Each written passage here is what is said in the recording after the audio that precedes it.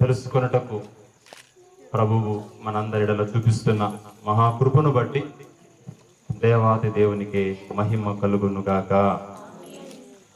మరి చక్కగా గతించిన జనవరి నెలలో మహోత్సవాల నిమిత్తమై మీ సంగమునకు మరి రాగా మరి మీ యొక్క అయ్యగారి యొక్క మాటను బట్టి ఇచ్చిన మాట నెరవేర్పుగా రాకడ సభలు ఏర్పాటు చేయబడాలి. దేవుడు బయలుపరిచిన బైబిల్ పక్షముగా రాకడ బోధలు వినిపింపబడాలి అని ఒక దృఢ సంకల్పము కలిగి ఒక ప్రత్యేకమైన ఆశ నిరీక్షణ కలిగి ఇలాగూ ఏర్పాటు చేసి ఎక్కడో మారుమూల ప్రాంతం అనంతపురం మరి అలాగ సత్యసాయి జిల్లా మడకశిర ప్రాంతం అంటే కర్ణాటక బార్డర్ అక్కడున్న మమ్మల్ని ఇలాగూ మరి ఈ రెండవ రాకడ సభ నిమిత్తమై బోధలు వినిపింపబడాలి అనే ఉద్దేశంతో మరి ఆహ్వానించిన మరి మీ గారికి ప్రసాదయ్య గారికి ప్రత్యేకమైన ఈ రెండవ రాకడ పండుగల నిమిత్తమై మరణాత మరణాత ప్రేమైన సంగమ మరి ఎంతో ఆసక్తిగా మరి వెనకాల నుంచి వాసన వస్తూ ఉంది. మరి చక్కగా ఆ వాసన పీలుస్తూ మరి మేము కూడా మరి ఈ దేవుని మాటలు మరి చెప్పబడుచు ఉండగా ఆలోచించడానికి 2వ అధ్యాయము 13వ వచనమును చదువుకుందాం. తీతు రాసినటువంటి పత్రిక పాఠము ఎవరైనా చదవగలిగిన వారు అంటే మైక్ తీసుకొని చదవాలని ప్రేమపూర్వకంగా మీకు తెలియజేస్తూ ఉన్నా. తీతు 2:13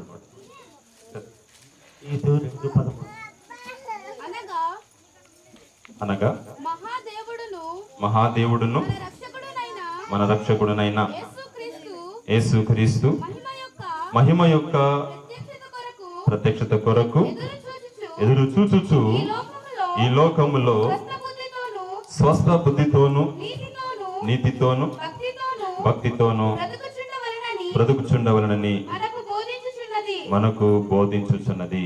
ప్రార్థన చేసుకుందాం.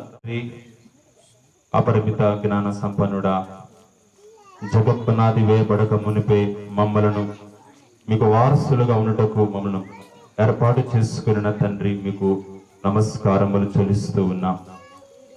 శూన్యముల నుండి సృష్టిని మట్టి నుండి మానవుని కలుగ చేసిన మీరే కాలము సంపూర్ణమైనప్పుడు ఈ లోకమునకు వచ్చి యేసుక్రీస్తు ప్రభువా మీ ప్రేమను కనపరిచి మరలా రెండవసారి తండ్రి నిత్య స్వాస్థ్యముగా నీ దీన సంఘమును మీద తండ్రి కలిగి ఉండున. రెండవ రాకడ పండుగ. ఏ రాకడ? రెండవ రాకడ అంటే మొదటి రాకడ కూడా ఉంది అని మనము గ్రహించవలసినటువంటి వారమై ఉన్నాం. ప్రేమైన వారులారా, ఈ మైక్ ద్వారా వింటున్న వారులారా, మరి ఉదయకాలము నుంచి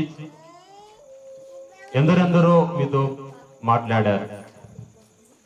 ఆ విన్న మాటలు మీరు శ్రద్ధగా ఎలాగ విన్నారో అలాగే మీరు కూడా ఎందరితో మాట్లాడిన వారై ఉన్నారు.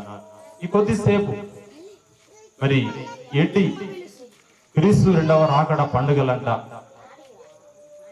ఆ రాకడ అంటే ఏంటి, క్రీస్తు అంటే ఏంటి అనే విషయాలు మీరు దయచేసి కొద్ది మాటలు మీరు ఎక్కడున్న వారైనా ఈ మైక్ ద్వారా వినపడుతున్న మీరు వినాలని ప్రేమపూర్వకంగా మేము మీకు మనవి చేస్తూ ఉన్నాం.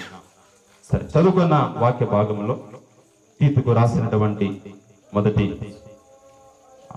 2వ అధ్యాయము 13వ వచనములో మహాదేవుడును మన రక్షకుడైన యేసుక్రీస్తు మహిమ యొక్క ప్రత్యక్షత కొరకు ఎదురు చూచుచు ఈ లోకములో స్వస్థ బుద్ధితోను నీతితోను భక్తితోను బ్రతుకుచుండవలనని మనకు బోధించుచున్నది. ప్రేమైన వారులరా, మొదటి మాట మహాదేవుడు. ఈ భూమి ఆకాశములు అందులో ఉన్న సమస్తాన్ని తన నోటి మాట చేత కలుగజేసిన దేవుడై ఉన్నాడు.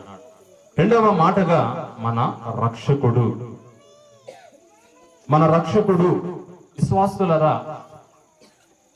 మన తాతల ముత్తాతల కాలములో ఎవరైనా తెలిసి తెలియక చేసిన పాపాన్ని బట్టో లేకపోతే అనుకున్న రీతిగా ఏదైనా ఒక శ్రమ వస్తేనో, కొంతమంది పాతకాలపు మన తాత ముత్తాతలైన వారు ఆ బాధను తట్టుకోలేక భరించలేక వారే ఏడుస్తూ వారు కనబడేవారు. వారేమో హృదయములో కన్నీరు దుఃఖం ఉండేది, కానీ వారి తల పైకి ఎత్తేవారు కాదు. ఎలాగంటే దేవుడు అనేవాడు వాడు గొప్ప అధికారము కలిగిన వాడు, గొప్ప శక్తిమంతుడు, మహా పరాక్రమ కలిగిన వాడు, కత్తులు కలిగిన వాడు, అగ్నితో ఉన్నవాడు. ఆయన పాపులను ఆయన సహించేవాడు కాడు.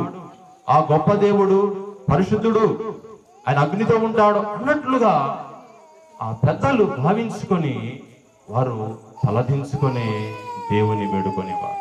ప్రేమిన వారలరా, మానవుడు చేసిన పాపాన్ని బట్టి కలిగే ఈ శిక్ష, ఈ శ్రమను బట్టి ఈ మానవుడట దేవుని తట్టు తిరగడానికి కూడా ఇష్టపడేవాడు కాడు, భయపడేవాడు. ఎందుచేతనంటే నేను పాపిని, నేను దేవుని ఎద్దకు వెళ్ళలేను. దేవుడు ఎవరు? అతను అగ్ని. దేవుడు ఎవరు? అతను పరిశుద్ధుడు. కనుక ఆ పరిశుద్ధుడు, ఆ అగ్నిమైన దేవుడు నా దగ్గరకు, పాపి అయిన నా దగ్గరకు ఎలా వస్తాడు అని మానవుడు భావించేవాడు. కానీ ప్రేమైన వాళ్ళరా, మన చేతిలో ఉన్న పరిశుద్ధ గ్రంథము ఏమి తెలియజేస్తూ ఉందంటే, మానవుడు పాపి అన్న మాట నిజమే, దేవుడు పరిశుద్ధుడు మాట కూడా నిజమే. ఆ పరిశుద్ధుడైన దేవుడే దేవుడుగా కాకుండా ఈ లోకమునకు నరమానవుడిగా మానవులతో సహవాసము చేయుటకు ఈ లోకమునకు దిగి వచ్చిన వాడే ప్రభు అయిన యేసుక్రీస్తు. దేవునికి మహిమ కలుగును గాక. బలో యేసు మహారాజుకో. ప్రేమైన వాళ్ళరా, మొదటి మాట ఏమిటంటే మహాదేవుడు. రెండవ మాట ఏమిటంటే మన రక్షకుడు. మూడవ మాట చదువుకుందాం. చదువుతారు ఎవరన్నా? యేసుక్రీస్తు మహిమ యొక్క ప్రత్యక్షత కొరకు ఎదురు చూచుచు. ప్రేమైన వాళ్ళరా, ఏ దేవుడైతే ఈ భూమి ఆకాశములను కలుగు చేశాడో ఆ దేవుడే కాలం సంపూర్ణమైనప్పుడు తను చేసిన వాగ్దానం యొక్క నెరవేర్పుగా ఈ పాపలోకమునకు 2000 సంవత్సరముల క్రిందట ఆయన ప్రపంచానికి మధ్యస్థలమై ఉన్న బెత్లెహేము గ్రామములో కన్యక గర్భమందు ఆయన పరిశుద్ధుడిగా, దేవుని ఆత్మ చేత పరిశుద్ధుడిగా జన్మించిన ఆ ప్రభువే, ఆ లోక రక్షకుడే, ఆ ప్రభు అయిన యేసుక్రీస్తే ఆయన రెండవసారి రానై ఉన్నాడు. దేవునికి మహిమ కలుగును గాక. ఏంటి రక్షకుడు? ఈరోజు అందరూ మనం ఇక్కడికి వచ్చామంటే ఈరోజు యేసు ప్రభు విశ్వాసుల రక్షకుడని మనము నమ్ముతూ ఉన్నాం. మరి నిన్నటి కాలమందు తోటికి వెళ్ళామండి, కాకాని తోట దీవెనలు అందుకుందామని నేను వెళ్తే ఒక అయ్యగారు చెప్తూ ఉన్నాడు, రూతు గురించి చెప్తూ, బోయాజు పొలములోని గంట ఆమె అది దేవుని చిత్త ప్రకారంగా వెళ్ళిందంట.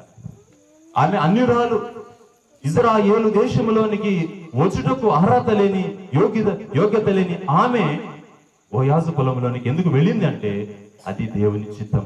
అలాగే ఈరోజు నీవు నేను కూడా విశ్వాసులారా, ఈరోజు మనం ఏ ఊరి వారమైనా, ఏ పాప స్థితిలో కొట్టుమిట్టాడుతున్న వారమైనా ఈ రోజు ఇక్కడికి వచ్చామంటే చెప్పండి, ఎవరి చిత్తమో?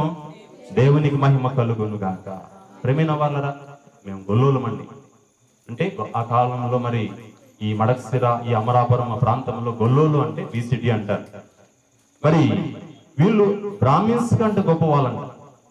ఈ యొక్క గొల్లోలు అనే వాళ్ళు మరి బ్రాహ్మిన్స్ ఏమో ఊర్లో ఉంటారు, కానీ మేము ఊరి బయట తాండాలాగా ఒక ప్రత్యేకమైన గుడారాలు వేసుకొని, కొట్టాలు వేసుకొని మేము జీవించేవాళ్ళం.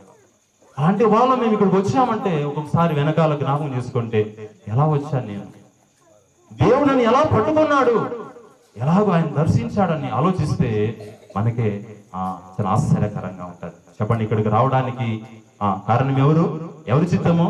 దేవుని చిత్తం. విశ్వాసులరా, రక్షకుడు అంటే అర్థం ఏంటంటే మనకు తెలుసు. మరి మత్తయి సువార్త 1వ అధ్యాయం 21వ వచనంలో తన ప్రజలను వారి పాపము నుంచి ఆయనే రక్షించును గనక ఆయనకు ఏమని పేరు పెట్టబడతారు? యేసు అను పేరు పెట్టబడతారు. యేసు అనగా ఎవరు? రక్షకుడు. అవును, ఈ రోజు మానవుని యొక్క పాపాన్ని బట్టే మానవునికి మనశ్శాంతి లేదు. ఈ లోకములో దేనైనా కొనొచ్చు, కానీ ప్రేమైన వాళ్ళరా మనశ్శాంతిని కొనలేరు. ఆ మనశ్శాంతి దేని వలన పోగొట్టుకుంటున్నాడు ఈ మానవుడు అంటే తాను చేస్తున్న పాపాన్ని బట్టే. ఈ పాపమే ఈ మనిషిని దేవునికి దూరం చేస్తోంది. ఈ యొక్క మానవుడంట పాపం చేస్తే దేవుడు అంత దూరం వెళ్ళి చేకట్టుకుంటాడంట. ఎందుకని? అయ్యో, ఈ పాపము చేసినటువంటి ఈ మానవుడు ఎప్పుడెప్పుడు ఒప్పుకుంటాడా, ఎప్పుడెప్పుడు నా వైపు చూస్తాడా అని దేవుడంట అంత దూరంగా నిలబడి ఆయన చేకట్టుకుంటాడంట. చూసారా, ఈ యొక్క పాపీడల దేవునికి ఉన్న ప్రేమ ఎంత గొప్పదో. ప్రేమైన వాళ్ళ ఒప్పుకోగానే దేవుడు దగ్గరకు వచ్చి హత్తుకుంటాడంట. ప్రేమైన వాళ్ళరా, ఈరోజు రక్షకుడు అనే మాట మీకు చెప్తూ ఉన్నాను. ఏంటి రక్షకుడు అంటే? పాప శాపాల చేత కొట్టుమిట్టాడుచున్న మనల్ని ఆయన విడిపించి రక్షించి ఎక్కడికి చేర్చాడు? సంఘములోనికి చేర్చాడు. దేవునికి మహిమ కలుగును గాక. ఈ రక్షకుడు చేసిన పని ఏంటంటే పాప శాపాల చేత కొట్టుమిట్టాడుతున్న మనల్ని ఎక్కడికి చేర్పించాడు? సంఘములోనికి చేర్పించాడు. చూడండి, పేతురు రాసినటువంటి మొదటి పత్రిక 2వ అధ్యాయం 11వ వచనం చూస్తే అక్కడ 2 మాటలు కనబడతాయి. ఏంటి ఆ మాటలు? మనం ఎవరమంట? పరదేశులను యాత్రికులమై ఉన్నాం. మనం ఎవరమంట? పరదేశులను యాత్రికులమై ఉన్నామంట. మరి సంఘంలోనికి వచ్చినటువంటి మనమే మరి ఏమని గ్రహించాలి? నాకు ఈ లోకము తగినది కాదు, నాకు ఈ లోకము సరైనది కాదు. ఎవరైనా దేన్నైనా నమ్మవచ్చు, కానీ ఈ లోకాన్ని నమ్మకూడదు అనే విషయాలు విశ్వాసుల సంఘములో బోధిస్తారు. లోకము తన వారిని స్నేహించును. చెప్పండి మొదలు నాతో పాటు, మీరు గట్టి చెప్పండి, మీరు లోక సంబంధులు కారు. ఈ మాట ఎవరు చెప్తున్నారు?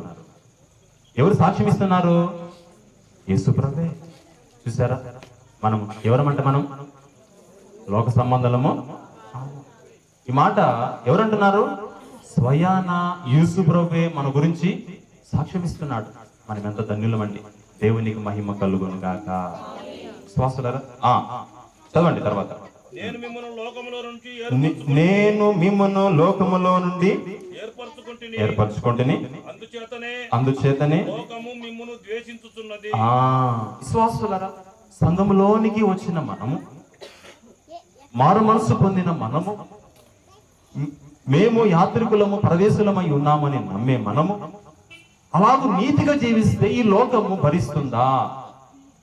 అలాగూ నీతిగా జీవిస్తే ఈ లోకము సహిస్తుందా? చెప్పండి.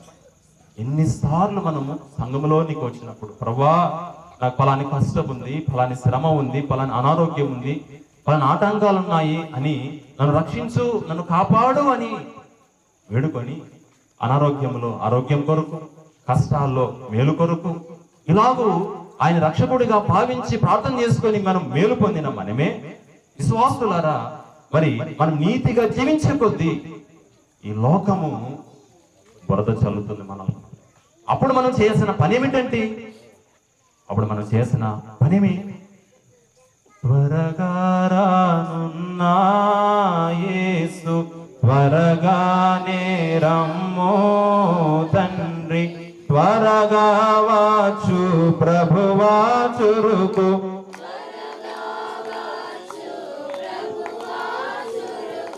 తన మిమ్మునే త్వరపడగలను, తన మిమ్మునే త్వరపడగలను, త్వరగా రానున్నా యేసు, త్వరగానే రమ్మో తండ్రి. శ్వాసలరా, ఏమని ప్రార్థన చేయాలంట? చెప్పండి, మనం ఏమని ప్రార్థన చేయాలి? ప్రభువా మాకు ఈ లోకము తగినది కాదు తండ్రి. నీతిమంతుడైనను మరి లోతు దుష్టత్వముతో పాపముతో నింపబడిన ఆ సొదొమ గొమొర్రాల వారి పాపాలను చూసి వారిని అసహించుకోలేదు, కానీ వారిని ద్వేషించలేదు, కానీ తన ఆత్మలో నొచ్చుకున్నాడట. నొచ్చుకొని అయ్యో దేవా అని నొచ్చుకొని వాళ్ళ కొరకు ప్రార్థన చేశాడట.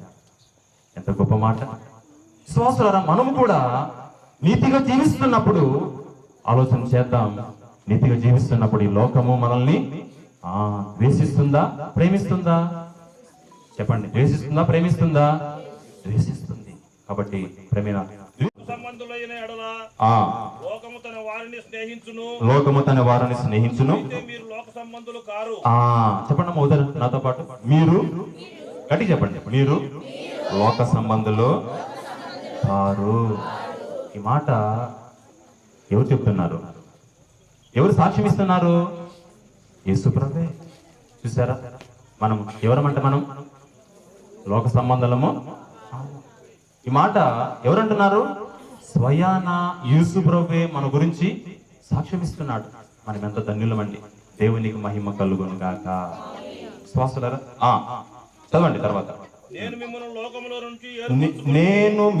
లోకములో నుండి ఏర్పరచుకుంటుని, అందుచేతనే లోకము మిమ్మును ద్వేషించుచున్నది.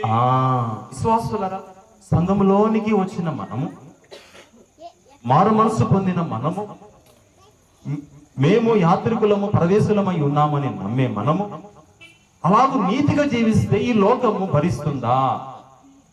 అలాగూ నీతిగా జీవిస్తే ఈ లోకము సహిస్తుందా? చెప్పండి. ఎన్నిసార్లు మనము సంఘములోనికి వచ్చినప్పుడు, ప్రభువా నాకు ఫలాని కష్టం ఉంది, ఫలాని శ్రమ ఉంది, ఫలాని అనారోగ్యం ఉంది, ఫలాని ఆటంకాలు ఉన్నాయి అని నన్ను రక్షించు, నన్ను కాపాడు అని వేడుకొని అనారోగ్యంలో ఆరోగ్యం కొరకు, కష్టాల్లో మేలు కొరకు ఇలాగూ ఆయన రక్షకుడిగా భావించి ప్రార్థన చేసుకొని మనం మేలు పొందిన మనమే. విశ్వాసులారా, మరి మనం నీతిగా జీవించే కొద్దీ ఈ లోకము బురద చల్లుతుంది మనల్ని. అప్పుడు మనం చేయాల్సిన పని ఏమిటంటే, త్వరగా రానున్నా యేసు, త్వరగానే రమ్మో తండ్రి, త్వరగా వచ్చు ప్రభువా చురుకు,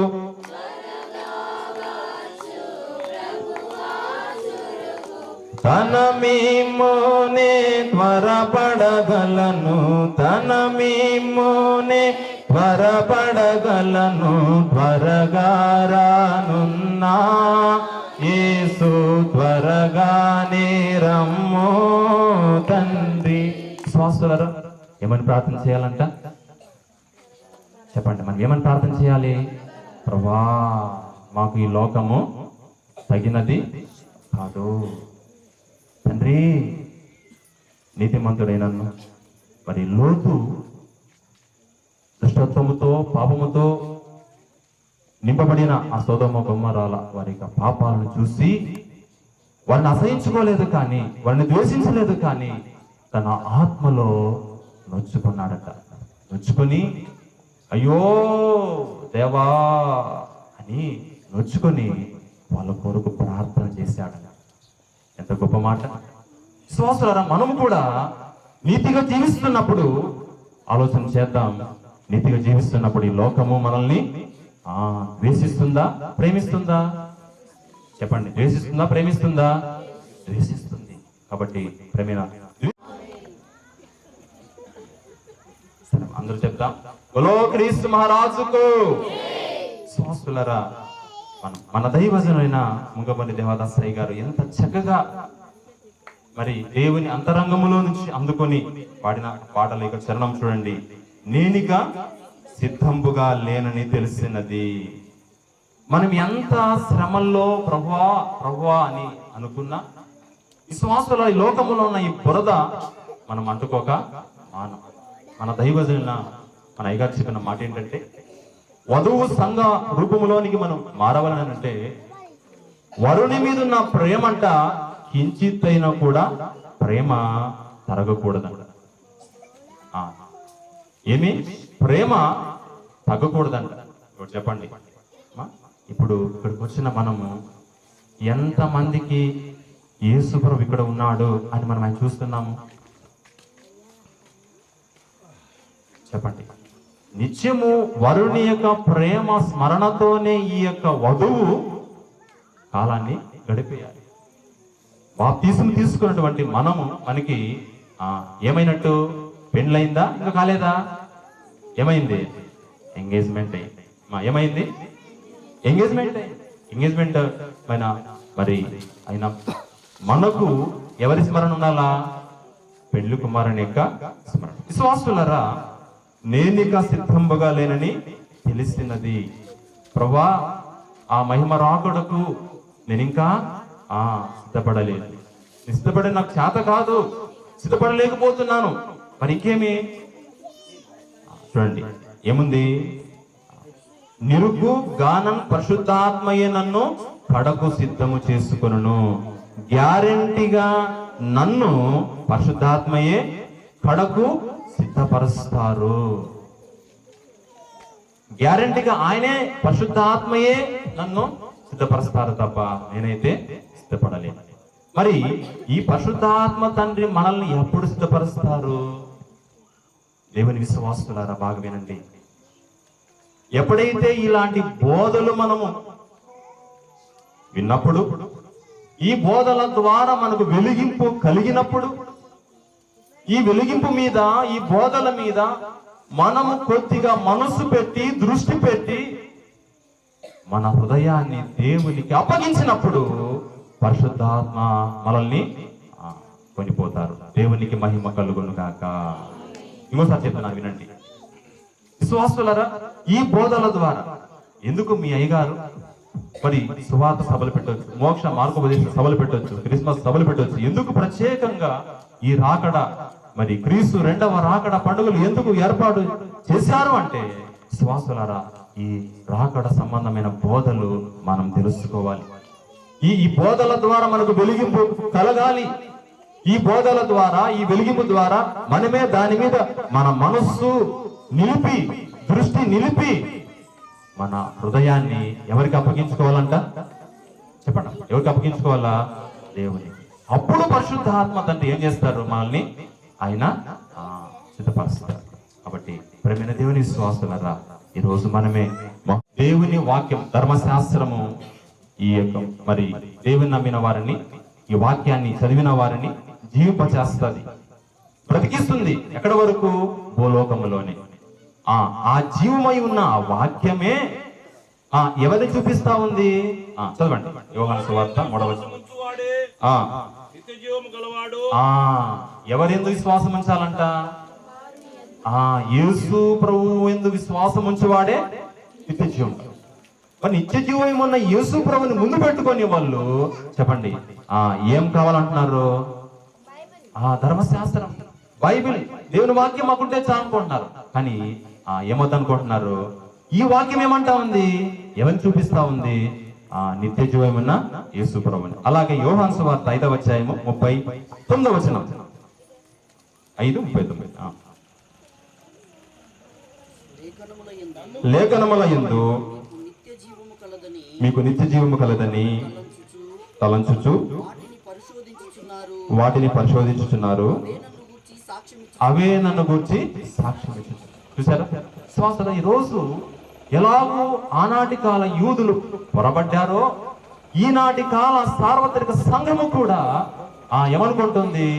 మేము యేసు ప్రభువుని నమ్ముకున్నాము, బాప్తిసం తీసుకున్నాము, సంఘంలో చేర్చబడ్డాము. ఇప్పుడు యేసు ప్రభు పరలోకానికి వస్తే, మరి మధ్యాకాశంలోకి వస్తే మేము ఎత్తబడతాం అంటున్నారు. ఎత్తబడతారా?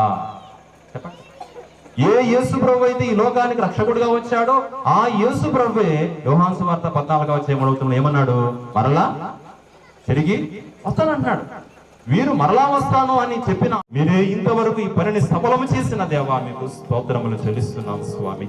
ప్రభువా తండ్రి, ఈ రాకడ బోధలయ్యా తండ్రి, ఎంతమంది హృదయ అంతరంగాల్లో ఇవి తండ్రి దేవా పనిచేయని ఉన్నాము. మీ కృపాహస్తాలకు సమర్పిస్తూ సమస్త మహిమ ఘనత మీకే ఆరోపిస్తూ రేపపాటు కాలములు మధ్యాకాశంలోని పెళ్లి కుమారుడుగా రానై ఉన్న యేసు క్రీస్తు పరిశుద్ధ నామం పేరిట స్తుతించి వేడుకొనుచున్నాం మా పరమ తండ్రి. ఇట్టి చక్కటి అవకాశం ఇచ్చిన మరి ప్రసాద్ రవయ్య గారికి, అలాగే ఎంతో ఆసక్తిగా పనిగట్టుకొని ఎగువించిన దీని సంఘానికి మరణాత మరణాత అంటే చెప్పట్లేదు, మరణాత